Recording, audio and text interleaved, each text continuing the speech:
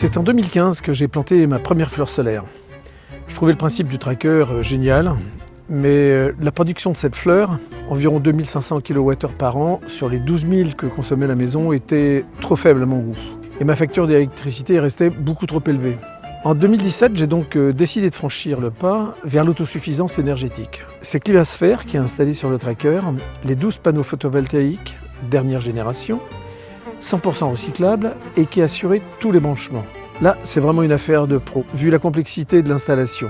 En plus, il faut absolument respecter les normes en vigueur. Avec 33 mètres carrés de panneaux et la batterie de 10 kWh, j'ai atteint mon objectif pour produire les 12 000 kWh annuels, de quoi être pratiquement autonome.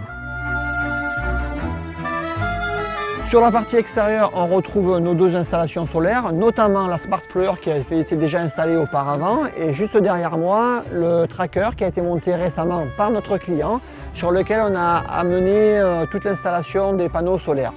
L'installation totale regroupe 6 kg d'injection, notamment qu'on oriente soit sur la batterie, soit sur la maison. Tout est consommé sur place. L'avantage de cette installation, c'est qu'on se retrouve avec deux systèmes qui suivent le rayonnement solaire et on a une production optimum au niveau du réseau. Si on devait comparer une installation sur un tracker et sur une toiture, il y a une grosse production qui est faite par ce type de produit dans le sens où on suit directement le rayonnement solaire plutôt qu'orienté sur une toiture fixe sur laquelle on n'a pas du tout les mêmes performances. On n'a pas de problème d'infiltration, de risque d'inondation à l'intérieur d'un domicile. En aucun cas on peut générer un incendie ou une toiture qui pourrait potentiellement brûler à cause des arcs électriques. La dernière génération de panneaux posés sur le portique, c'est 100% recyclable, autant le cadre aluminium que le verre, que le Tedlar, que la cellule silicium est 100% recyclable.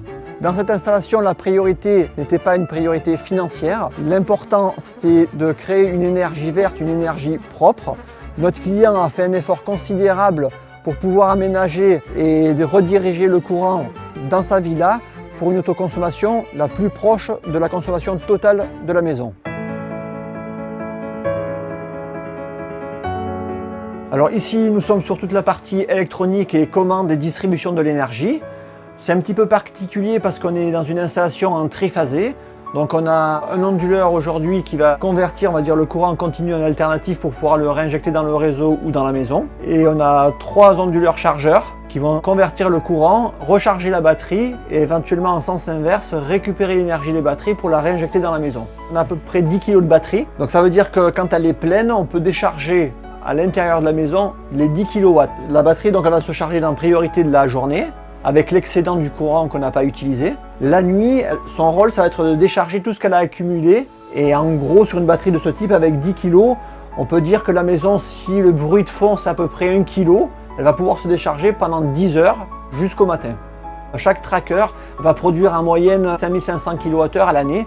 Donc on va frôler les 12 000 kWh de production pour le foyer. Bien sûr, une installation comme celle-ci a un coût, environ 40 000 € pour une installation complète en monophasé. Avec les tarifs actuels, l'économie annuelle se situe entre 1 500 et 2 000 € sur la facture EDF, ce qui donne un amortissement sur 15 à 20 ans, voire moins si les tarifs augmentent. Mais il faut surtout et avant tout penser à notre planète et à tout ce que l'on peut faire pour consommer moins, pour produire en local et pour changer nos habitudes. Chacun doit apporter sa pierre à l'édifice et j'espère que cette expérience sera largement partagée, suivie et dépassée.